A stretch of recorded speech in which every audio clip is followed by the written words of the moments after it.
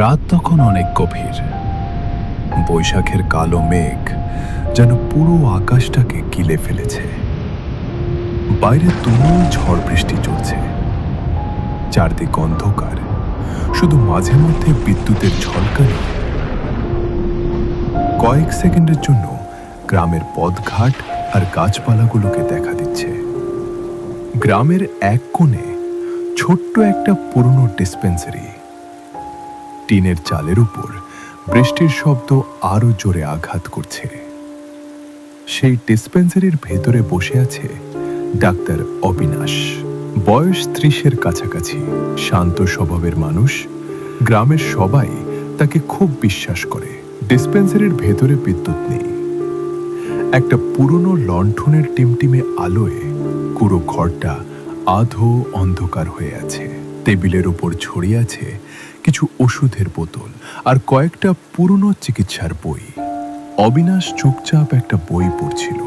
ঠিক সেই মুহূর্তেই অবিনাশ হঠাৎ তার ঘরের দরজায় প্রচণ্ড জোরে কড়া নাড়ার শব্দ শুনতে পেল। অবিনাশ চমকে উঠল। এত রাতে এমন ঝড় বৃষ্টির মধ্যে আবার কে এলো? কয়েক সেকেন্ড সে চুপ করে দাঁড়িয়ে রইল। আবারও দরজায় ধাক্কার শব্দ হলো। অবিনাশ ধীরে ধীরে উঠে দাঁড়ালো, দরজার দিকে এগোতে লাগলো। সে দরজাটা খুলতেই দেখল দরজার সামনে একটা লোক দাঁড়িয়ে আছে। লোকটার চোখে মুখে স্পষ্ট আতঙ্ক। মনে হচ্ছে সে ভীষণ ভয় পেয়ে আছে। লোকটা কাঁপা গলায় বলল, ডাক্তারবাবু, দয়া করে আমার মেয়েটারে বাঁচান। আমার মেয়েটা বাঁচবে না বাবু। ওর নিঃশ্বাস যেন ধীরে ধীরে থেমে যাচ্ছে। এই ঝড়ের মধ্যে আপনি কি পাগল হয়েছেন? এখন নদীর পাড়ে যাওয়া অসম্ভব। আপনি না গেলে আমি আমার মাইয়ার লাশ লইয়া বসে থাকবো বাবু। এই দুনিয়ায় আর আমার কিচ্ছু থাকবো না। নদীর ধারে নৌকাটা রেডি কইরা রাখছি, আমি নিজেই আপনাকে লইয়া যাবো। ডাক্তারবাবু, শুধু একবার চলেন, একবার, শুধু একবার আমার মাইয়াটারে বাঁচান বাবু। লোকটার গলার সেই করুণ আকুতি অবিনাশের মন নরম করে দিল। গ্রামের ডাক্তার হিসেবে কত মানুষের বিপদে সে ছুটে গেছে, আজও না বলতে পারল না। সে কিছু জরুরি ওষুধের ব্যাগ আর একটা লণ্ঠন হাতে বেরিয়ে পড়ল আগন্তুকের সঙ্গে। ঝড় বৃষ্টি ভেদ করে তারা গ্রামের শেষ প্রান্ত পেরিয়ে জঙ্গলের ভেতরের কাদামাখা পথ ধরে এগোতে লাগলো। চারপাশে শুধু ব্যাঙের ডাক, ঝিঝি পোকার শব্দ। মাঝে মাঝে বিদ্যুতের ঝলকে কয়েক সেকেন্ডের জন্য চারপাশ দেখা যায়, তারপর আবার সব অন্ধকার। কিছুক্ষণ পরে তারা নদীর পাড়ে পৌঁছালো। পাড়ে একটা পুরনো নৌকা বাঁধা ছিল। নৌকাটা ধীরে ধীরে নদীর মাঝখানে চলে এলো। চারপাশে শুধু জল আর অন্ধকার। বৃষ্টির শব্দ আর দুলতে থাকা নৌকার একঘেয়ে ঝাঁকুনিতে অবিনাশের চোখে যে কখন ঘুম চলে এসেছে সে টেরও পায়নি। হঠাৎ কিছু একটা শব্দে অবিনাশের ঘুম ভেঙে গেল।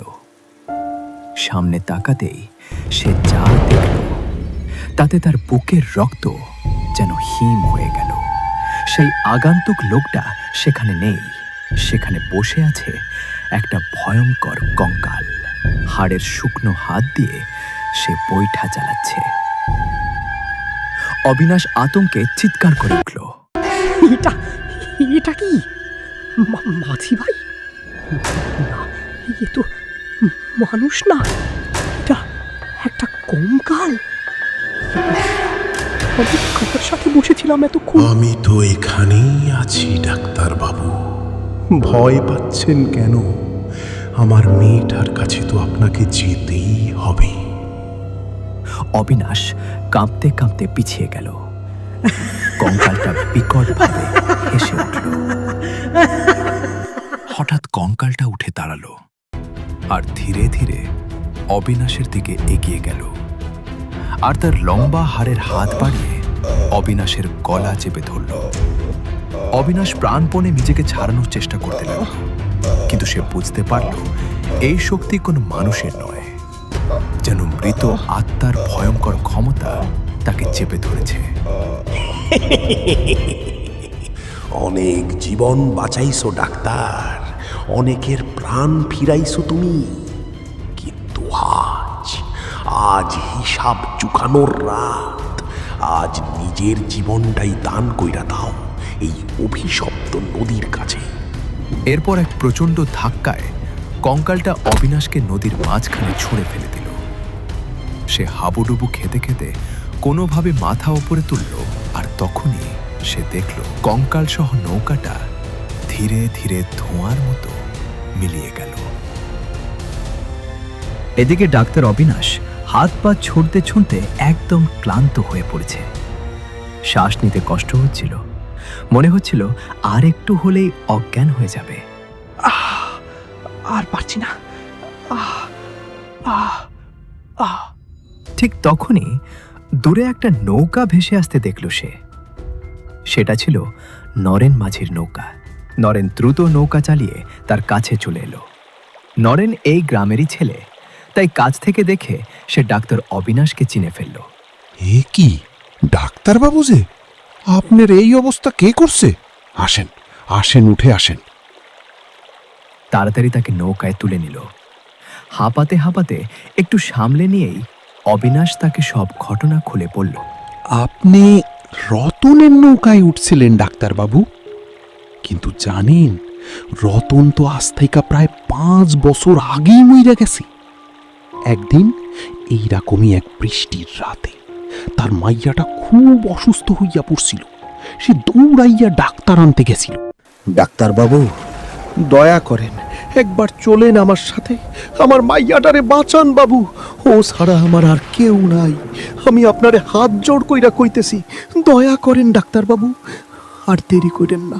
আমার মাইয়াটা আর পারতেছে না। ডাক্তারবাবু বাঁচান ওরে, আমি আপনার পায়ে ধরি, বাঁচান। আরে এই ঝড় বৃষ্টির মধ্যে নৌকায় যেতে বলছেন? আমি কি নিজের প্রাণটা এভাবে ঝুঁকিতে ফেলবো নাকি? না না, আমি যেতে পারবো না।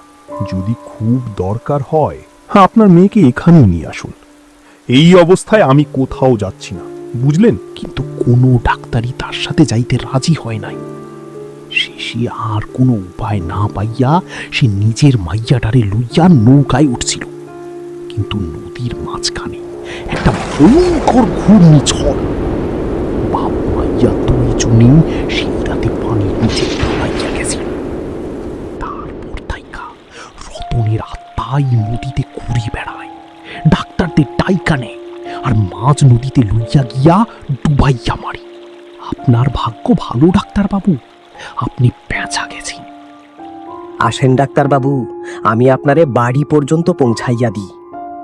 আর কখনো একা একা এদিকে আসবেন না।